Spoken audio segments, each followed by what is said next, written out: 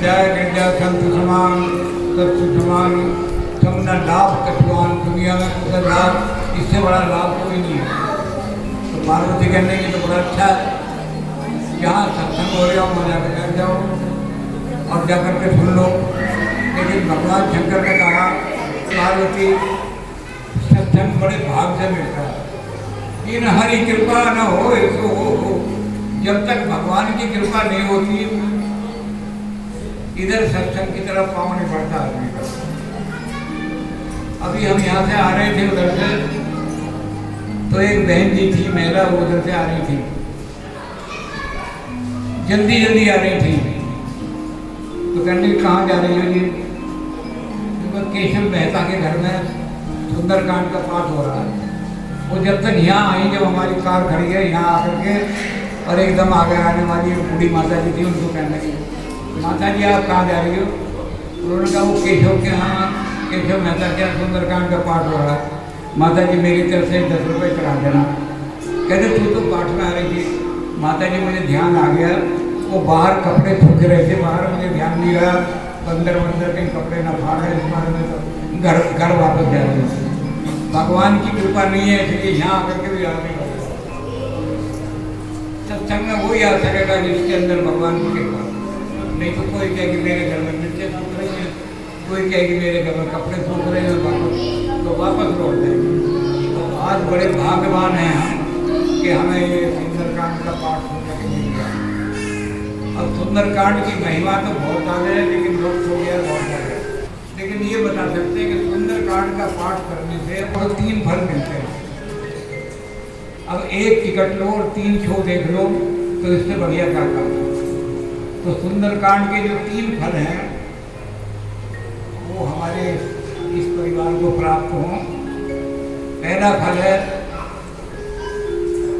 सुख भवन संशय समन धवन विषाद रघुपति गुण गना तज सकल आस भरोस गावै सुने संतत सत मना। भगवान शंकर कह रहे हैं पार्वती जहाँ सुंदरकांड का पाठ होगा सुख भवन, वहाँ सुख ही सुख रहता है। अब घबरानी पार्वती कह रही महाराज किसी के भाग में अगर सुख ना लिखा हो तो सुंदरकांड का पाठ करने से भी सुख मिल जाएगा।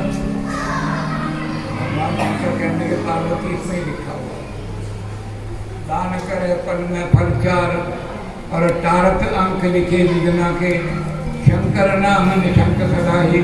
कहने के जब मैं गारंटी कर रहा हूँ तो मेरा स्वभाव है कि टारत अंक लिखे विघ्ना के। ब्रह्मा ने विधाता ने जो भाग में लिखा है उसकी पट्टी पहुँच करके उसका सारा काला मिटा दूंगा। अगर किसी के भाग में एक लाइन, ब्रह्मा जी खुद कह रहे हैं जिनके भाग लिखी नहीं मैंने सुख की एक निशानी, ये उन रंकन की नाथ समारथ आया हूँ नकबानी। पार्वती मैं यह आया हूँ कि जिन लोगों के भाग में मैंने जब पट्टा उसको रजिस्टर खोल के देखता हूँ कि इसके भाग में तो मैंने सुख की रेखा भी नहीं खींची थी और इसको बड़ी बड़ी कोठियाँ मिल रही हैं, बड़े बड़े बंगले मिल रहे हैं, कई कार आ रही हैं, ये तो बहुत ऊंचा हो गया तो क्या हो। तो आज मेरी नाक में दम आ गया और मैं सोच के आया हूँ कि आज के बाद या तो मैं भाग लिखने छोड़ दूँगा और या अपने पति को समझा कि जिनके भाग में मैंने सुख लिखा ही नहीं उनको भी सुख दे रहा। तो पार्वती प्रसन्न हो गई, कहने ब्रह्मा जी आप तो मेरे पति की प्रशंसा, आप इसकी आलोचना थोड़ी कर रहे हो कि आप तो मेरे पति की प्रशंसा कर रहे हो। तो कहने क्या कि दान करे पल में फल 4, ये दान करता रहता है। आज तो तुम ओढ़ दानी, ये भगवान बिना मांगे देता है, तो ये ओढ़ दानी है। तो इसलिए ये देव मेरा पति तो दान करता रहता, लेकिन इसके अंदर गुण ये है कि तारत अंक लिखे विघ्ना के विधाता ने तुमने जो भाग में लिख दिया उसकी पट्टी पहुँच देता है। और अगर भाग में कुछ भी सुख नहीं लिखा तब भी ये सबको पहुँच करके सुख ही सुख लिख देता है। तो कहने को जब मेरे बारे में ये लिखा हुआ है शास्त्रों में तो मैं गारंटी करता हूँ कि जिसके भाग में ब्रह्मा ने सुख नहीं भी लिखा, सुंदरकांड का पाठ होगा तो सुख भवन हुआ, मैं सुख करूँगा, भगवान शंकर की करेंगे। तो सुख भवन।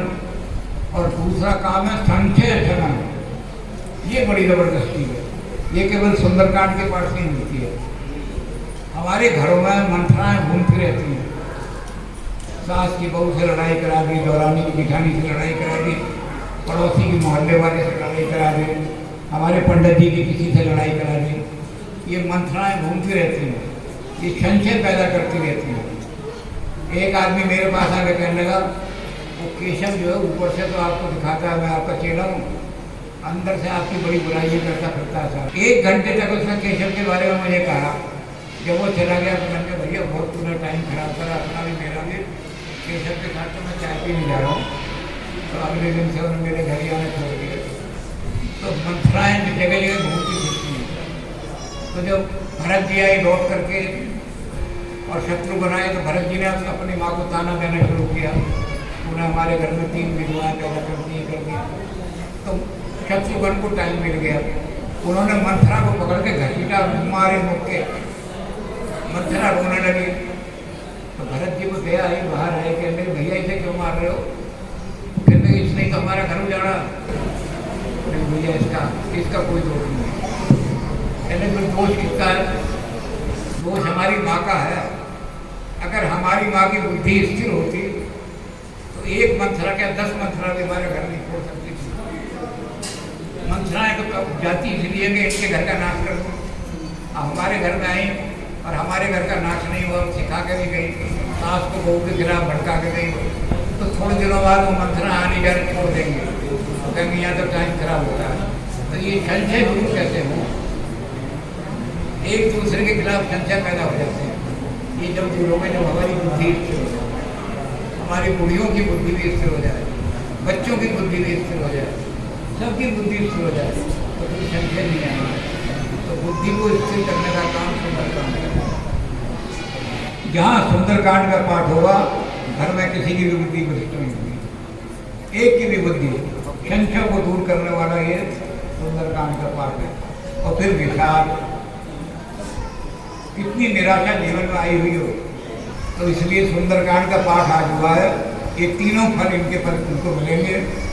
सुख भवन सुख रहेगा यहाँ पर, घर में संशय नहीं आएंगे इस घर में, और विषाद निराशा तो कभी आएगी ही नहीं है। तो इसलिए सकल सुमंगलदायक रघुनायक गुणगान, जिन्होंने सुंदरकांड का पाठ मिल करके किया है, वो जो भी मंगल कामना अपने मन में सोच के आए हैं या महिलाएं सोच के आई हैं, तो सकल सुमंगल सारी मंगल कामनाएं उनकी पूरी होंगी। और जो ऐसे हैं कि जी हमें हिंदी नहीं आती इसलिए हमने पढ़ नहीं सके या चश्मे ले गए तो हमारा कल्याण होगा, तो भगवान कह रहे हैं चादर तो नहीं, चाहे बाहर गेट में भी खड़े हों, लेकिन अगर उन्होंने श्रद्धा से सुंदरकांड का पाठ सुन लिया है तो सागर सुने सुतरे भव सिंधु बनाए, तो वो भी संसार के सारे दुखों से दूर होकर के दुखों से छूट जाएंगे, क्लेशों से छूट जाएंगे और उनका